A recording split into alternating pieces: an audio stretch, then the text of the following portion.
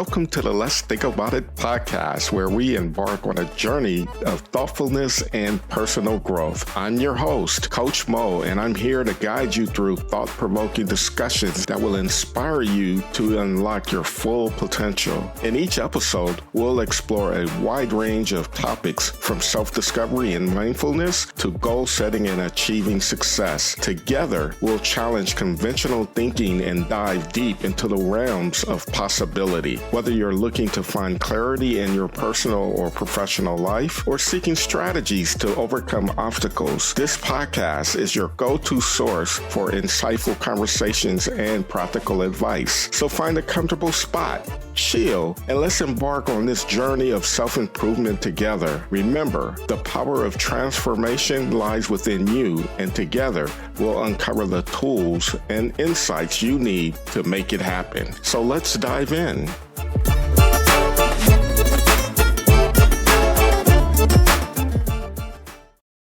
Welcome to another episode of the Let's Think About It podcast. I'm your host, Coach Mo, and I'm here with another amazing guest, my dear friend, Edwin Edebiri. What's up, brother? Hey, I am happy and I'm excited to be here. I'm happy that you're here. I even wore this shirt because I'm happy. Yes, I see that. I love this, So where you checking in from? Right now, I'm in the San Francisco Bay Area, specifically Oakland, California. That's what I'm talking about. That's my home turf. That's where I'm from, San Francisco, Oakland. Born and raised in San Francisco, raised in Oakland. Here I am residing in Sacramento. So, tell my audience who you are, what you do, and the type of value you bring. Well, first of all, I'm just grateful to be here and I'm excited about what you're doing. My name is Edwin Edebiri and I'm the Global Chief Happiness Officer. Anything happiness, I am in it. I started into this 2008, 2009, and just going out during the Great Recession and talking to people about happiness. I started to interview people. I want to know why some people are happy, why others are not happy, and especially what can be done to move you from unhappiness to happiness. So one person became two became three. I end up interviewing about 1,000 people. That's great. And take my audience through how you get to this point of marketing happiness. What was your journey to get to this point? Yes. Of launching? Well, it started out that I meditate on a regular basis. Okay. And one day after meditation, I was feeling really, really good and just went out to my favorite place, which was a Barnes and Noble bookstore because I love reading them. And then encounter a couple in the Starbucks inside Barnes and Nobles. And this couple was having a very intense altercation. And I was like, man, and I watched very quickly, everyone in Starbucks were trying very hard to mind their business. And so I got the memo. So I told myself, I'm going to mind my business too. But the moment I uttered that thought, I went into a trance. And I went straight to the couple and I said, excuse me, can I ask you a question? And they were kind of surprised, like, oh, don't you know what's going on here? But they beckoned me to go ahead. And then I said, on a scale of 1 to 10, how happy are you right now? And you could have heard a pin drop in Starbucks. And then they gave me a number. So I said, hey, this is not a bad number. This is great. With a number like this, there must be something you are thankful for or happy about. So I went back to my table, grabbed a piece of paper and a pen, and I gave it to them. Maybe just give me 1 thing or 2, maybe 3. And they each wrote down 3 items, but they wrote it the same item in the same order. And my mind was blown away.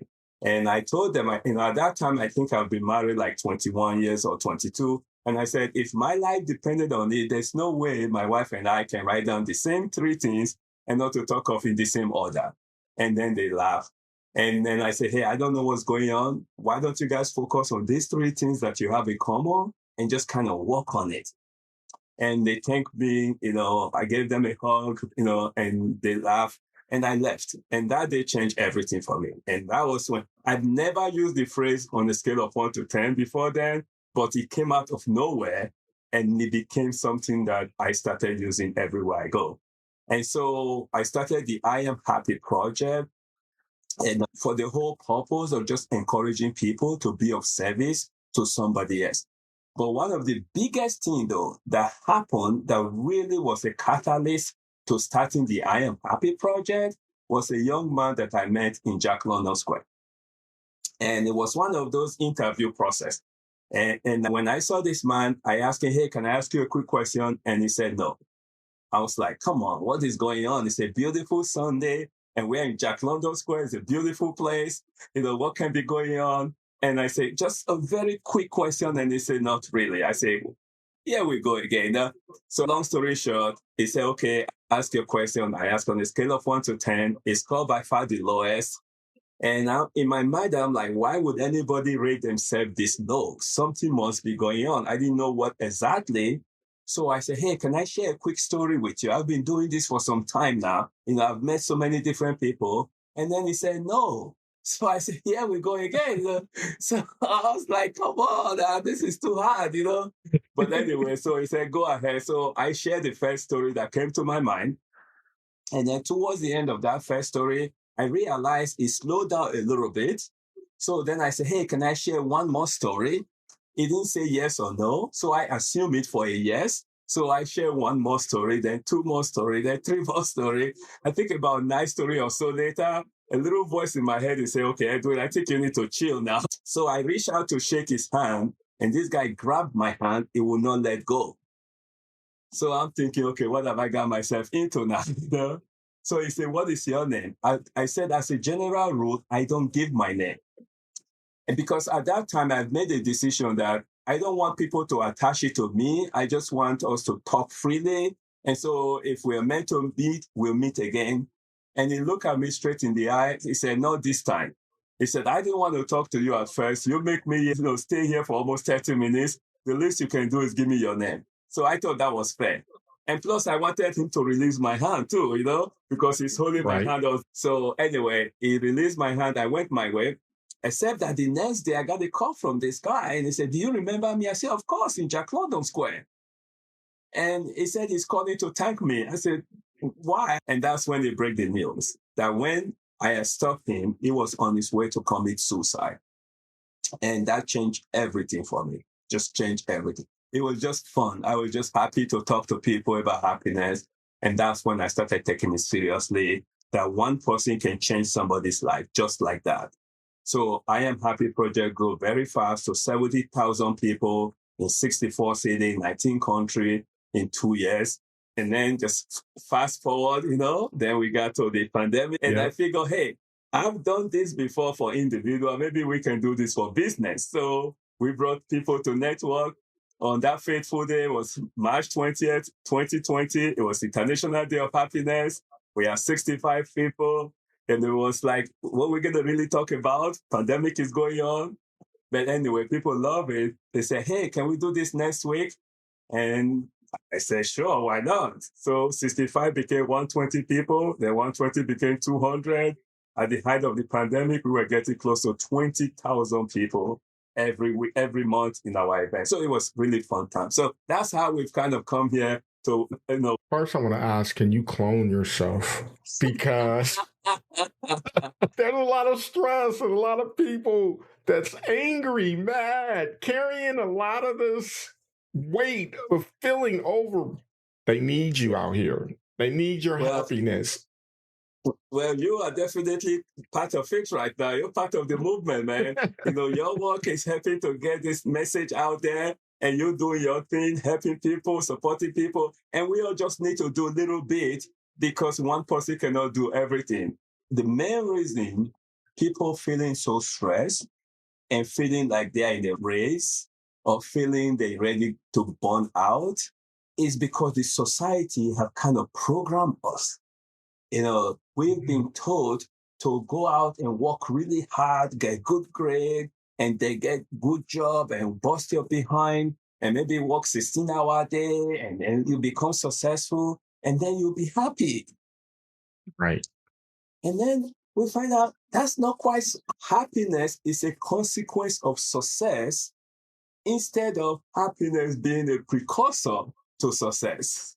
Exactly. That's what's screwed up. Well, I can be happy after I'll be successful. That's the mindset. I need to grind right now, and then I'll worry about being happy later. Yes. They become successful, but then they're not happy. No. They're still feeling I'm missing something. No. Here's the question for you, Edwin. What is it that the Happy Project do for people, though? Someone's stuck. Someone's feeling frustrated. They're stressed. They're carrying all of this dark cloud over their head. Well, what does the Happy Project do to support them? So the first thing, and I'll kind of go into the entrepreneur a little bit, is a word that I just coined. It's happiness and entrepreneur put together. So that's entrepreneurs. Now, for some people, this first time they are hearing it, but I feel like it's going to be a household name. You're going to see people walking around and introducing themselves and say, hey, I'm an entrepreneur, and people will already know what that means, okay? So the question is, what is that? Well, entrepreneur business community is a group of business people that have come together with a commitment that they're going to support each other. Now, you might say, well, there are other organizations like that out there. So how is entrepreneur different? Entrepreneur is different because of the core, the focus. The focus is happiness. You see, entrepreneur is where happiness meets business, okay? So how do we differentiate ourselves? The place we get together on a weekly basis. So we meet, 4 times a month on a weekly. The first and the third week is in person. So let's say it's a Tuesday meeting. The first Tuesday and the third Tuesday will be in person. The second Tuesday and the fourth Tuesday will be online. And then any month that have 5 Tuesday, the 5th Tuesday is off, just to reset. Again, that's keeping into well-being, okay? Keeping well-being into consideration. And we meet for just 55 minutes. Okay, that's it, 55 minutes, all right? Now, what really separates us, though? In addition to entrepreneur being a working meeting, there are a lot of organizations out there. They're kind of like announcement meeting. This person referred this person, invited this person, and this person, this and this. So it's all announcement. Entrepreneur is work. You come to work on your business for that 55 minutes. And then the core of it is we spend 5 minutes every week teaching happiness. Okay, Coach Bo, this is one of the reasons I'm excited about this community. I mentioned earlier on, I interviewed over 1,000 people on the subject of happiness. When you interview that many people, you know a thing or two about the subject. 82% of the folks I interview take happiness for granted. Even people who are happy don't even have a clue why they are happy, okay? And so when life throws them a curveball, they don't know how to get back to happy. They depressed and stuff like that. So when we teach happiness every week, and we are the only organization doing that right now, you cannot take happiness for granted anymore. You will walk out of every meeting having a better understanding of happiness. Now, let me be the first to say, I'm not saying that all entrepreneurs are going to be happy people all the time. But the truth about it is they're going to be happier than most people. And when they are not happy, they're going to have an idea why they are not happy. They know what to do to get back to happiness. That's why we are going to be different. But what do you say to people that have the mindset, I don't have time to be happy right now. I need to bring in bread. I need to make money. And that happiness stuff that you're talking, I feel you, but happiness isn't paying the bills for me right now. What do you say to people with that mindset? Oh, man, that's my biggest challenge. Right. That's the biggest challenge. As a matter of fact, to kind of put what you just said in proper perspective, I met a lady and she was like, this happiness stuff, man, it's like, I'd rather be crying in a Lamborghini than to be happy in some other car. And that person doesn't have a clue about what happiness is.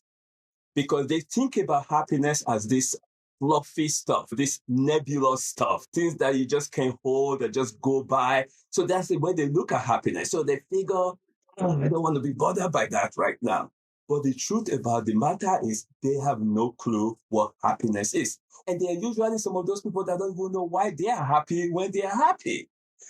Right. Because when people truly understand the power of happiness, the energy that happiness brings, the attraction that is consistent in happiness, and the fact that there's a body of studies that already concluded that a happy person is more creative, is more resilient, is more productive, and overall is more successful.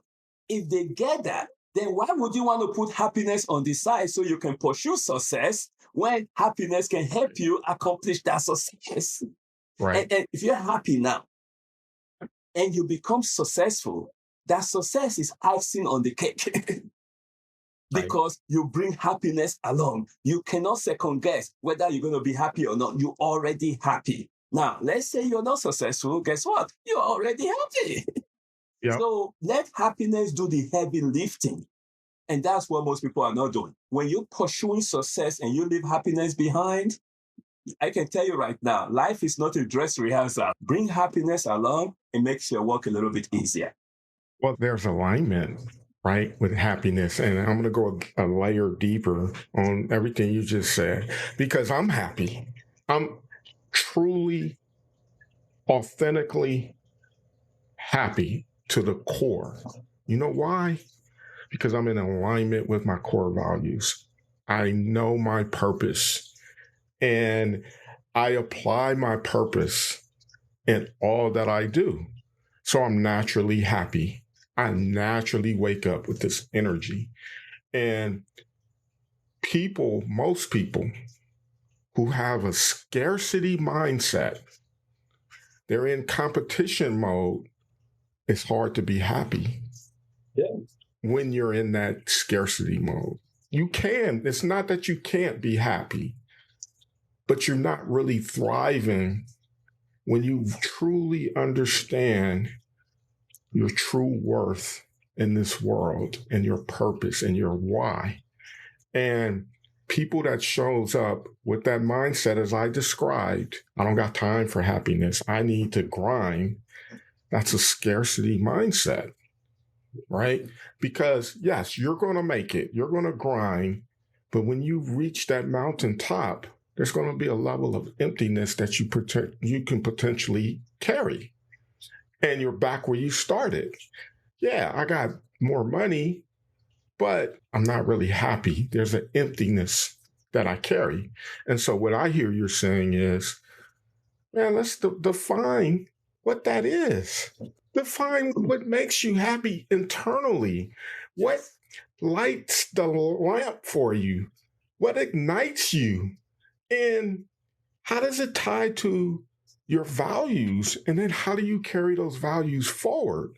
When you can identify that and navigate from that lens, happiness.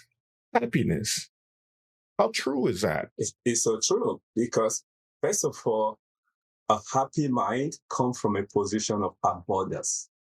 Because when you look everywhere, look around us, it's just when you look at money and you say, oh, somebody is really rich, you can add a few more zeros, the next person will be richer than that. And then add a few more zeros, the next person will be richer than that. And the same thing with country. You'll say, oh, this country is very rich. Add a few more zeros to their GDP, the country will have more money. There is no money to a large extent is unlimited. However, when you are playing to your core value, you are even more unlimited. When they say the sky is the limit, no, the sky can be the beginning. When you are playing to your core, I talk about these 4 quadrants. So in my research, I look at poor folks, okay, that are happy, and poor folks that are unhappy. So that's one category. Then you have rich folks or wealthy folks that are happy, and wealthy folk that are unhappy. Okay? That's 2.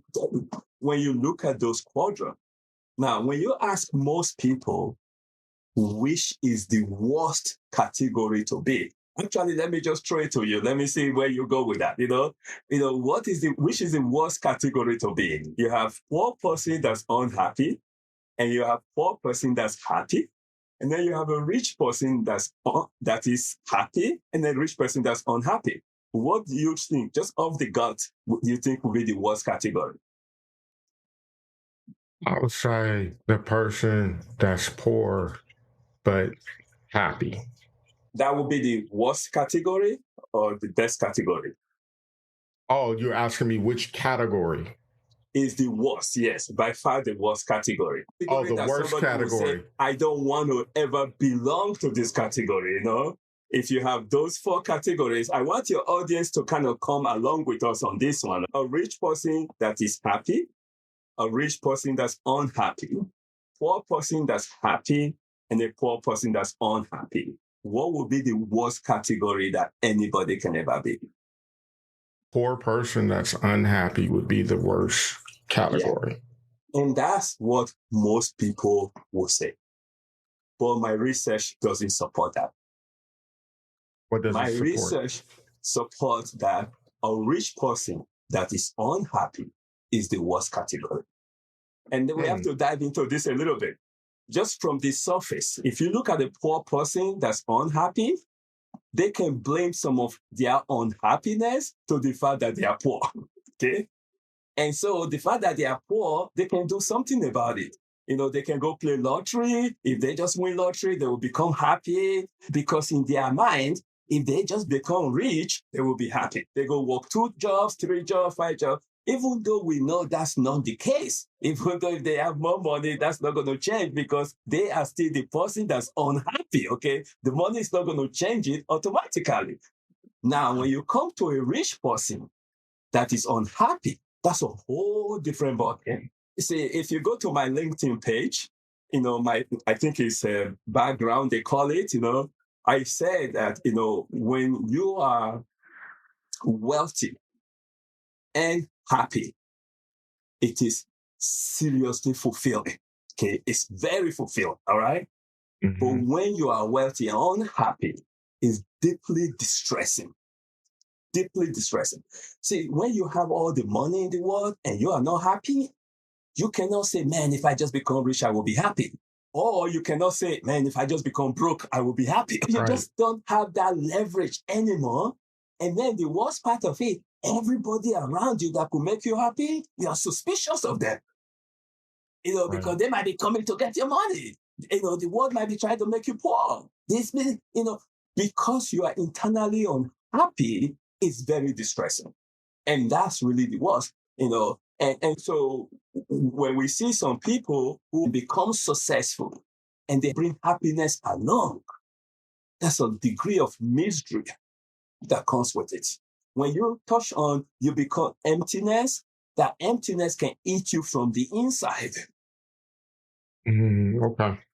I can see that. So sometimes people have to slow down in this rat race. And I want your audience to be clear about this, folks. I am in no way telling anybody not to go out and make money. That's not what I'm saying. By all means, I want you, if you're a happy person, I want you to make a bungo of money. Because when a happy person make a ton of money, they make the world a better place, because it's about the impact they can have. And happy people understand that to truly spread happiness, you have to be of service to other people. And so when you have a ton of money and you are happy, the world is a much better place. But the reverse is the case. If you have a ton of money and you are not happy, that's tough. Right. So help me understand this. A person who is feeling like rock bottom. Yes. How do one shift to becoming happy if they're in that state of being rock bottom? Right. So first of all, I hope that people don't get to rock bottom before they understand the value of happiness, okay? Part of what I gather from my study is that we have to change the narrative. Everybody, whether it's your sociology, your psychologist, your psychiatrist, everybody say happiness is an emotion, okay? And that's true. I'm not going to argue that. But if we leave it as emotion, then we are totally powerless. We go through this emotional roller coaster. So we are happy when things are great and we're in the toilet when it's not. So we have to first of all change the narrative. We have to move from happiness as an emotion to happiness as a skill.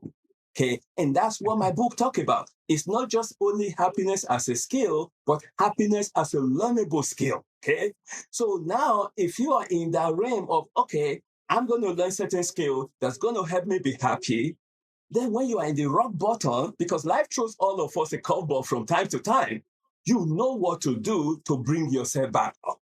So if you don't have that foundation right now and you are rock bottom, then here's what I want to suggest. Number one, seek help.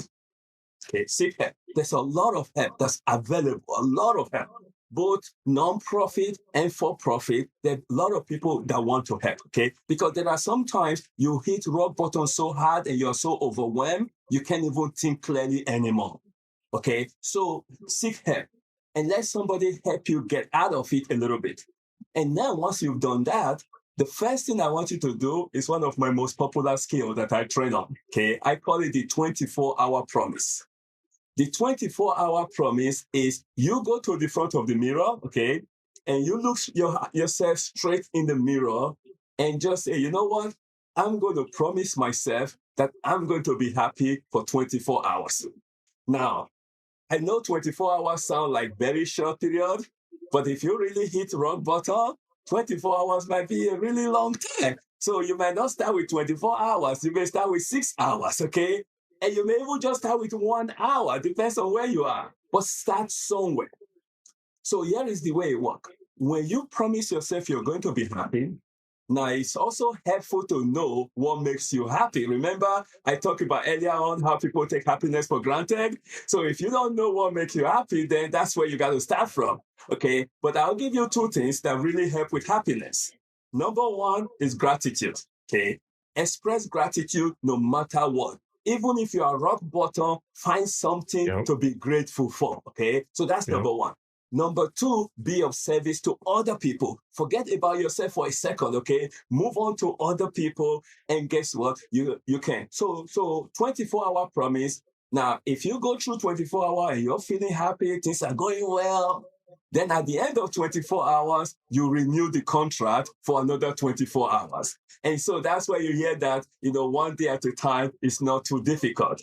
But if you struggle through the first 24 hours, don't sweat it.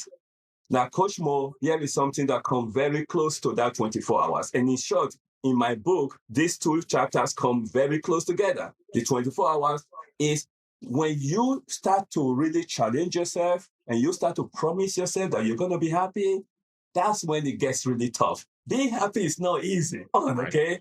So what happened is, let's say for 6 hours into it, somebody come along and just put a damper on you, and you got, damn, I can't even believe this, man. Everybody are happy. I'm the only one that can't even be happy for 6 hours. Don't beat on yourself. This is when you have self-compassion, okay? Self-compassion doesn't mean you be selfish. It just simply means treat yourself exactly the same way you would treat your best friend. If your best friend was to set a goal, they want to be happy for 24 hours, and they miss it, and they're only happy for 6 hours, you're not going to go there and beat on them. You're going to encourage them. So you have to learn to encourage yourself until you get a full 24 hours. And once your brain starts to reprogram itself, that can take you to a level that you can start to be consistent in staying happy. Okay, so share with us a success story of someone that you mentored to go through that challenge that you just described. So a very good one was a young kid, I think it'd probably be like a middle school. Okay.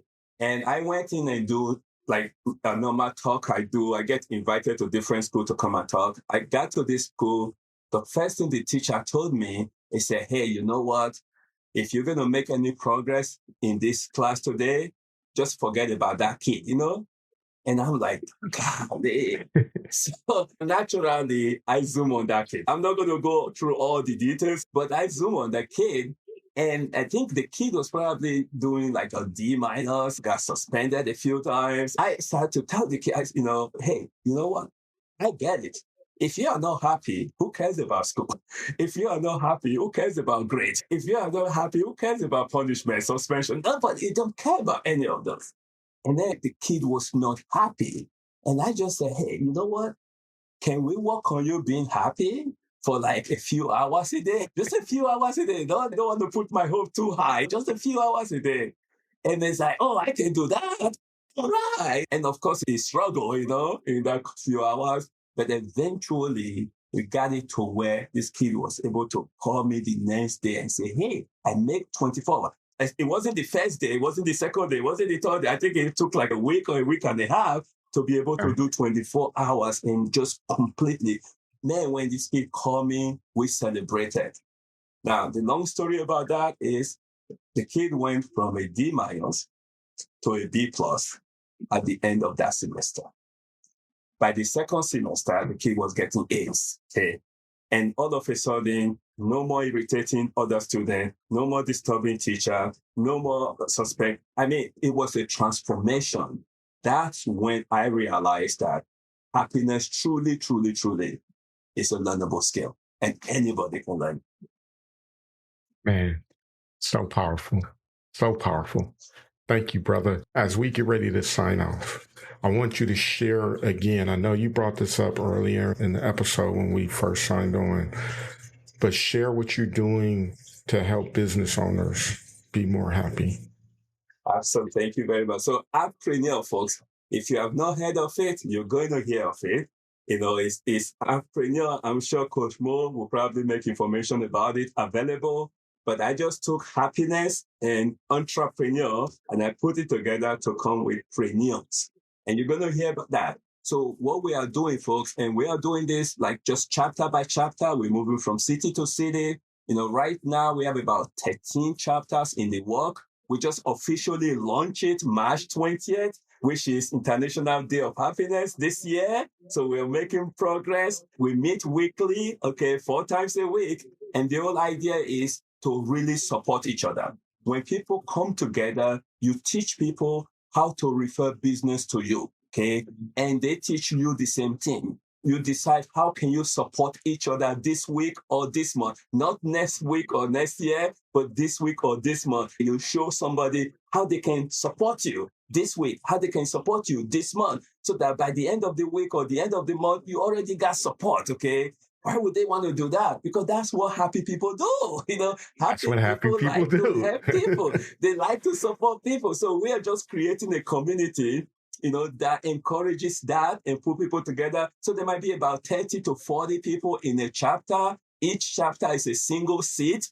By that means there's one business per category. So there's no competition. It's all friendliness. It's all collaboration. And we help each other. Now, one of the things that we do that is really cool is what I call the Happify. I use happiness to amplify your social media, and everybody support each other and you grow your social media. And then, of course, we spend just 5 minutes teaching happiness. Folks, I'm telling you, you might be listening to this now and say, oh, I'm a happy person. I may not need that. That's fine. But understand you're hearing it from someone who have studied happiness for almost 2 decades, okay? I know the power that happiness has, that when you are walking truly from the inside and you are working with other people who are also on the same wavelength, it just makes your work a little bit easier and it makes your success a little more rewarding. So that's what Appreneur is. I truly believe, and maybe I'm biased, but I truly believe that we are going to build not only the largest community of happy people, but we are going to build the largest community of successful people that are really happy. And the Let's Think About It podcast is happy to be a sponsor of the movement. Yes. Of the movement. So more happy news is coming your way. Be on alert. Thank you, my friend. Thank you. And how can people find how to register or get involved in the Happy Noors community? So basically, they just go to the website right now. It's HAPPRENEURX.com. Again, that's HAPPRENEURS,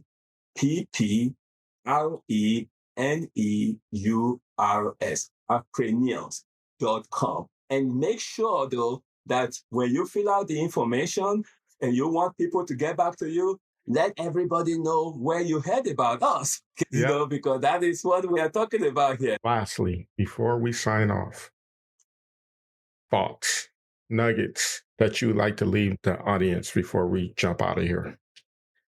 Well, I just want your audience to know that every human being deserves to be happy. Okay, when things are tough, it's a lot more difficult to learn to be happy.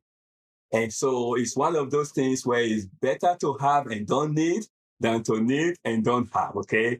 So if you can, either grab a copy of my book, and just learn a little bit about happiness. You have my name on the screen, and my book is available on Amazon, and you can pick a thing or two. Usually of the 20-something skill I went through, only 1 or 2 skill can make a big difference in your life. But I want to tell you this, folks. Don't take happiness for granted, and just be reminded that you have happiness inside of you, and let happiness help you do the heavy lifting. Boom. There it is. My man, Ed, I appreciate you, brother. Thank you for coming on, sharing, and more importantly, being happy with me. I love it. And thank you so much for all that you do, man. I'm so proud of you, man. I see you come a long way, and now the world can definitely benefit, man, from what you're doing. So this is awesome. Thank you. Thank you for joining me in this episode of Let's Think About It. Your time and attention are greatly appreciated. If you found value in today's discussion, I encourage you to subscribe on your favorite podcast platform. Remember, the journey of self-improvement is ongoing, and I'm here to support you every step of the way.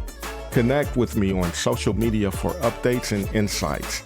You can find me on Instagram and Facebook at Coach Mo Coaching or LinkedIn at Maurice Mabry, or visit my website at mauricemabry.com for exclusive content. Until next time, keep reflecting, keep growing, and most importantly, keep believing in yourself. Remember, the most effective way to do it is to do it. Together, we're making incredible strides toward a better and more empowered you. So thank you, and I'll see you in our next episode.